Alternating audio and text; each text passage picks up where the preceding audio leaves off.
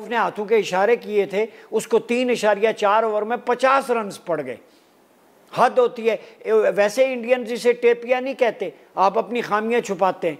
आपने 20 पे 3 आउट कर लिए Abhishek Sharma, the most dangerous.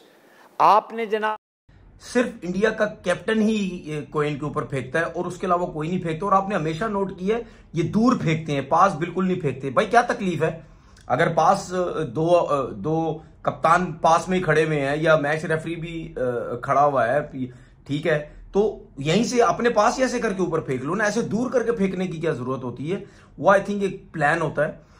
मैं इस वजह से कह रहा हूं कि ये टॉस फिक्स था बिल्कुल। आप वीडियो लगा के देख लो, अभी रिची रिचर्डसन ने कोइन को उठाया भी नहीं है, उसको कोइन को उठाया भी नहीं है। अब वो उठाने से पहले ही सूर्य कुमार यादव ने बोला वी बोल्ड फर्स्ट। हमेशा ऐसे होता है, जब मैच रेफरी होता है कोइन को उठाता है, देखता है, उसके बाद दोनों कप्तान में से जो टॉस जीता हुआ होता है वो उसकी तरफ इशारा करता है कि भाई आप टॉस जीते हैं, ठीक है। दूसरी बात मैं चैलेंज के साथ बोलता हूं, जितनी दूर कोइन जाके गिरा है आप बता ही नहीं सकते हेड था या टेल था, बेशक आप अपने मुंह से कुछ भी बोल रहे हैं। तो यहां से क्लियर चीज नजर आती है, ये टॉस फिक्स था। दूसरी चीज, जब पाइक्राफ्ट जो था जिसने फिक्सिंग ये हैंडशेक का मामला जब उठा, थर्ड अंपायर जो पहले मैच में हुआ, उसमें भी जैसे ही टॉस हुआ उसने कोइन उठाया, फौरन उठाते ही सलमान आगा को उसने बोला कि नहीं यार आप शेक हैंड नहीं करेंगे।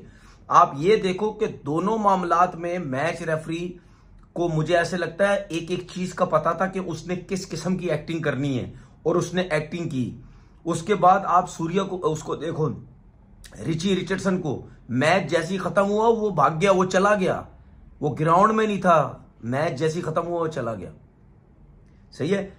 उसके बाद बार बार हम इस चीज पे बात करते हैं, बार बार, कि जब भी टॉस होता है जो कोइन होता है उस पे भी कैमरा जाना चाहिए, उस पे भी कैमरा जाना चाहिए। लेकिन ये सिस्टम नहीं रखा हुआ।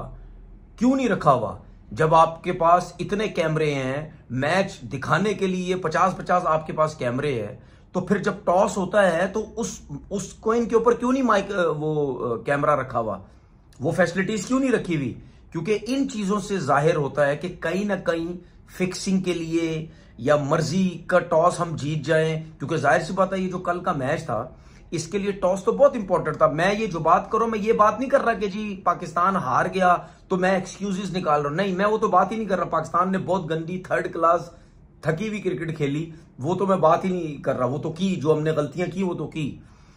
तो ये किया ही इसीलिए जाता है कि अपनी मर्जी का टॉस हो। और जिस तरह मैं कह रहा था कि कल के मैच में वैसी टॉस बहुत इंपॉर्टेंट था, जिस टीम ने टॉस जीतना था उसने पहले बॉलिंग करनी थी। तो ये क्लियर नजर आ रहा है। आपने कभी भी किसी कप्तान को देखा है? नॉर्मल मैच देख लो, नॉर्मल मैच कोई सा भी देखो, जब भी कॉइन फेंका जाता है दोनों कप्तान स्टिल अपनी जगह पे खड़े होते हैं। कभी आपने किसी कप्तान को देखा है इतना आगे आके, इतना झुक के वो बोलता है कि जी वी बॉल फर्स्ट? तो इन चीजों से नजर आता है कि ये ड्रामेबाजी है। और जब से ये जेशा आया ना, इसने सारे आईसीसी रूल्स की धज्जियां उड़ा दी हैं। ये अपने लीग के चक्कर में हर किसी को, चाहे बोर्ड्स हो, क्रिकेट बोर्ड्स हो, अंपायर्स हो, रेफरीज हो, ठीक है, क्रिकेटर्स हो, ये सबको पैसे के जरिए खरीदना चाहता है और खरीदता भी है।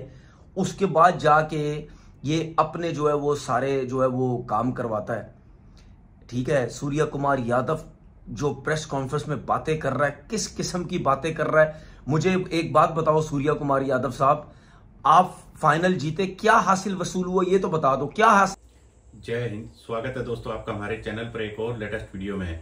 तो दोस्तों वीडियो आगे भी काफी इंटरेस्टिंग होने वाली है, वीडियो को लास्ट तक जरूर देखिएगा और सबसे पहले वीडियो को लाइक कीजिएगा।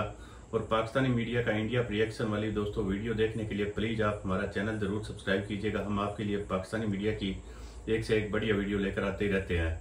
तो बात रही दोस्तों एशिया कप की फाइनल की, तो आपने देखा होगा पाकिस्तान इस एशिया कप में दोस्तों भारत से 3-0 के साथ हार चुका है। पहला मुकाबला 14 सितंबर को और दूसरा 21 सितंबर को और तीसरा मुकाबला फाइनल में 28 सितंबर को। तो जिस तरह दोस्तों इनको आपने देखा होगा बांग्लादेश और श्रीलंका को ये हराकर आए थे, तो इनको लग रहा था कि फाइनल में पहुंचने के बाद तो अब हमें भारत से बदला लेने का इससे सुनहरा मौका हमें नहीं मिलेगा। और जैसे ही पाकिस्तानी टीम की दोस्तों को स्टार्टिंग आपने देखा होगा काफी अच्छी रही थी और पहले 10 ओवरों में पाकिस्तानी टीम काफी अच्छा खेल दिखा रही थी, तब दोस्तों पाकिस्तानी बिल्कुल अपनी औकात से बाहर निकलने लगे थे। लेकिन आखिरकार दोस्तों जब मुकाबले में जीत भारत की हुई और जैसे ही दोस्तों भारत इस मुकाबले को जीता है, उसके बाद जितने भी पाकिस्तान में जो इनके पूर्व क्रिकेटर आपने देखा होगा, तनवीर अहमद भी टॉस को लेकर किस तरह की बातें कर रहा था। और खासकर इस मुकाबले में जो हारिस रऊफ ने जिस तरह की बॉलिंग की और उसने जो 50 रन खाए हैं, उसको लेकर पाकिस्तानी मीडिया आप देखिए किस तरह से पाकिस्तान के आर्मी चीफ आसिम मुनीर से गुजारिश कर रहा है कि मैं आपसे गुजारिश करता हूं आप इन पर जांच बिठाए और इन्होंने किसी न किसी तरीके का कोई घपलेबाजी की है। तो दोस्तों इसको लेकर पाकिस्तानी मीडिया का क्या रिएक्शन आ रहा है, चलिए हम आपको इस वीडियो में आपकी टेक्निक ही नहीं है, आपकी बॉडी किधर है, आपकी आंखें किधर हैं, शॉट आप किधर लगा रहे हैं, आप आउट होते गए और आपकी आखिरी 9 विकेटें 36 रन के एवज गिर गई और पूरे ओवर भी नहीं खेले, 19.1 ओवर में आप आउट हो गए। ये एम्बैरिशमेंट है तारीख़ में पाकिस्तानी क्रिकेट के लिए कि आपने 146 पे, फिर भी कौम का पैशन था, चूँकि क्रिकेट यहाँ पे फॉलो की जाती है, लोगों की धड़कनें और बुनियाद मरसूस मार्का हक के बाद जो कुछ इंडिया ने पॉलिटिक्स इन्वॉल्व की, अमित शाह और जय शाह ने मिल के वहाँ पर पहले हैंड शेक नहीं किया, फिर प्रेस कॉन्फ्रेंस में पहलगाम की बात की, ड्रेसिंग रूम बंद किया, उसके बाद तो पाकिस्तानी प्लेयर्स के लिए गोल्डन चांस था कि आप जवाब देते उन इशारों के ज़रिए नहीं, अपनी परफॉर्मेंस के ज़रिए। मैं इस पे बात करूँगा भाई, आपको टीम में भर्ती इसलिए नहीं किया कि आप राफेल के इशारे करें, राफेल एयरफोर्स का काम है गिराना, आपका काम है भारतीय बैट्समैनों की लाइनें लगाना, आपका काम है बॉल को बाउंड्री से बाहर फेंकना, आपका काम राफेल गिराना नहीं है। आपको किसने कहा है वहाँ इशारे करें, वहाँ बंदूकें चलाएं? आपने बल्ले से बंदूक चलानी थी, गेंद से फायर करना था आपने, अपने यॉर्कर से, अपनी लेंथ से, अपनी कैपेसिटी से, अपने इंटेंशन से, अपने नर्व से, अपनी प्लानिंग से आपने करना था। जो कुछ आपको जिसके लिए भेजा गया है, आपने हिंदुस्तानी बैट्समैनों के राफेल गिराने थे, आपने हाथों के इशारों से नहीं गिराने थे। जिस हारिस रऊफ ने हाथों के इशारे किए थे उसको 3.4 ओवर में 50 रन पड़ गए। हद होती है। वैसे इंडियन जिसे टेपिया नहीं कहते, आप अपनी खामियां छुपाते हैं। आपने 20 पे 3 आउट कर लिए, Abhishek Sharma the most dangerous. आपने जनाब सूर्या कुमार यादव को पावर प्ले में आउट कर दिया, शुभमन गिल वाइस कैप्टन। तो 20 पे 3, तो अब इंडिया के लिए वो स्कोर 180-90 हो गया था। बीच में हुसैन तलत साहब कैच छोड़ देते हैं, बिल्कुल आसान कैच हाथों में आया है, पता नहीं क्या होता है इनको।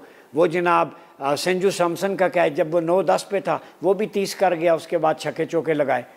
दूसरा मोहम्मद हारिस, यहाँ से मुझे दाल में काला। मैं गवर्नमेंट से कहूँगा, बल्कि आर्मी चीफ से भी, अहबाब हल्लोकत से इसकी इन्वेस्टिगेशन करवाएं। जब हारिस के हाथ में बॉल थी उसने विकेटों को क्यों नहीं लगाई? बैट्समैन 2 गज, कमेंटेटर्स भी हैरान थे। बाहर था तिलक वर्मा जिसने 59 रन की इनिंग्स खेली, match winning man of the match रहा। उस वक्त वो 23-24 पे खड़ा था। आपने 2 चांस ये मिस किए, थाली में रख के मैच उनके हाथ में दे दिया। और जो फ्लॉज आपकी कैप्टनसी में नज़र आए, मोहम्मद नवाज कहा गया बेस्ट ऑलराउंडर है, आपका बेस्ट स्पिनर है, उससे आपने 1 ओवर करवाया, 6 रन उसने, स्पिन विकेट है, उसको ओवर ही नहीं दिया।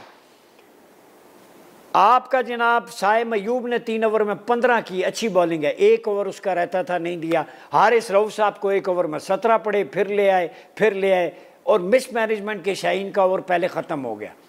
तो ये फ्लॉज जो हैं, अगर आपने हुसैन तलत को रखा हुआ है, बैटिंग ऑलराउंडर है, बॉलिंग है, क्या है? ना बैटिंग हुई, 0 पे आउट हुआ, बॉलिंग भी उससे नहीं करवाई। नवाज ने बैटिंग नहीं की, बॉलिंग उससे 1 ओवर करवाया। ये काहे की कैप्टनसी है? और दूसरी बात आखिरी में ये कहना चाहूँगा कि यहाँ भी हमारे जितने दोस्त जर्नलिस्ट हैं वो कहते हैं इंडिया से हमें, वहाँ के जर्नलिस्ट फ़ोन करते रहे पहले इनिंग से पहले कि 140 से 50 स्कोर होगा और इंडिया आखिरी ओवर में चेज़ करेगा और 5-6 विकेटें गिरेंगी, मैच क्लोज जाएगा। तो मैच की हैंडलिंग बम्बई से हो रही थी क्या अभी भी मैच फिक्सिंग, स्पॉट फिक्सिंग है? बड़े बड़े एनालिस्ट टीवी पे बैठ के कहते हैं। तो जब तक ये गन साफ़ नहीं करना, ये डू और डाई था। बुनियाद मरसूस के बाद मेरे जैसे बंदे ने भी अपना टाइम निकाल के ये मैच देखा है, पाकिस्तान की वजह से, सब जिलाली परचम की वजह से, कि आज हमने हिंदुस्तान के अनएथिकल जेस्चर का ग्राउंड में जवाब देना है। लेकिन अनफॉर्चुनेटली आपने मौका गंवा दिया। तो इन्वेस्टिगेशन हो। आप जब जस्टिस क़य्यूम की रिपोर्ट पे अमल दरामद उस तरह नहीं करेंगे, वही प्लेयर्स जो है वो आपकी कोचिंग स्टाफ में भी रहे हैं, वही आपके ब्रॉडकास्टिंग में भी हैं, तो जिनके मैच फिक्सर्स के साथ या स्पॉट फिक्सिंग वालों के साथ ताल्लुकात रहे हों, तो वही आपके क्रिकेट के हेल्म ऑफ अफेयर्स में रहेंगे, तो यही नतीजा होगा। आपने प्रेसिडेंट सेट नहीं की, मुल्क को बेचने वाले की सदा आर्टिकल 6 होनी चाहिए। आपने अगर जो 99 के वर्ल्ड कप में मैच फिक्सिंग में मुलविस थे उनको लटकाया होता आर्टिकल 6 के तहत, तो ये नौबत ही ना आती। ये स्मेल आ रही है कहीं ना कहीं से। ब्रॉडकास्टर ने पैसा छाप लिया, हिंदुस्तान ने, उन्हें क्या कमी है? पाकिस्तान का मैच ना होता तो उन्हें नुकसान होता। तो मैं समझता हूँ कि पाकिस्तानी क्रिकेट की सर्जरी की ज़रूरत है, ये OIC में है, पूरे का पूरा स्ट्रक्चर चेंज करने की ज़रूरत है। मौजूदा कैप्टन समेत 5 से 6 प्लेयर्स की तो T20 में जगह ही नहीं बनती। कौम के जज्बात होते। आप यकीन करें, कल मैं कुछ ऐसे 2-3 उलमा से भी मिला हूँ जो मुत्तकी हैं, जो साहिब शरीयत है, वो भी दुआ कर रहे थे और वो भी देख रहे थे कि यार आज पाकिस्तान चीज़ है। आप अंदाज़ा करें, यानी दीनी शख्सियात भी कल मैच देख रही थी। क्यों? कि है जी बुनियानो मरसूस हम जीते हैं, आज ग्राउंड में भी जवाब दें, सब जलाली परचम, नारे तकबीर बुलंद हो। वहाँ पे ये जज्बात जुड़े हुए थे। मैं आपको यकीन करें बताता हूँ, मैंने उन उलमा से पूछा, आप भी कहते जी पाकिस्तान की कलमे की बात है तो इस वक्त हिंदुत्वा सामने है, वो स्पोर्ट्स में अमित शाह, अजय शाह, अजीत डोवल, नरेंद्र मोदी, गोदी मीडिया, मूजी मीडिया, ये सारे इकट्ठे हो गए, तो अब पाकिस्तान पे आ गई है बात। तो हम अपने मुल्क की इस्लाम के खातिर। तो दोस्तों उम्मीद करता हूँ आपको वीडियो काफ़ी अच्छा पसंद आया होगा। हम आपके लिए पाकिस्तानी मीडिया की इसी तरह की एक से एक लेटेस्ट वीडियो लेकर आते रहेंगे। अगले 2-3 महीनों में भी काफ़ी क्रिकेट होने वाली है, उसमें भी पाकिस्तानी मीडिया के रिएक्शन वाली दोस्तों हम आपके लिए एक से एक लेटेस्ट वीडियो लेकर आते रहेंगे। प्लीज़ आप हमारा चैनल जरूर सब्सक्राइब कर लीजिएगा। और बात रही दोस्तों पाकिस्तान की, तो अभी आपने देखा होगा किस तरह से यही बात अगर पाकिस्तानी खिलाड़ियों के बारे में इंडिया से कोई कहता तो पाकिस्तानी पता नहीं उसको किस तरह से भला बुरा अपने शो में बोलते, लेकिन पाकिस्तानी खुद अपने मुंह से कितने खिलाड़ियों के नाम गिनाए, मुझे तो इनका नाम भी याद नहीं रहा। इतनी लंबी लिस्ट इसने खुद बताई है जिनका स्पोर्ट फिक्सिंग के साथ नाम जुड़ा हुआ है।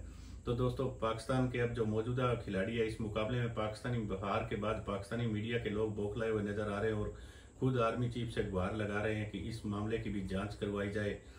तो दोस्तों यह एक लोगों को बहलाने की बात है और असल में तो बात यह है कि लास्ट फाइनल मुकाबला भारत ने जीत लिया, पाकिस्तान की टीम हार गई। अब भले ही चाहे कुछ भी हो, लेकिन इसमें आपने देखा होगा भारतीय टीम का इस मुकाबले से पहले पूरा फोकस अपनी क्रिकेट पर था, अपनी परफॉर्मेंस पर था। वहीं दोस्तों पाकिस्तान के कितने सारे हरीश राउत जैसे क्रिकेटर आपने देखा होगा किस तरह से पॉलिटिक्स बाजी ग्राउंड में कर रहे थे, दर्शकों के सामने इशारे कर रहा था पहले मैच में, और इस मैच में भी एक कैच पकड़ के एक बार फिर से इशारे कर रहा था।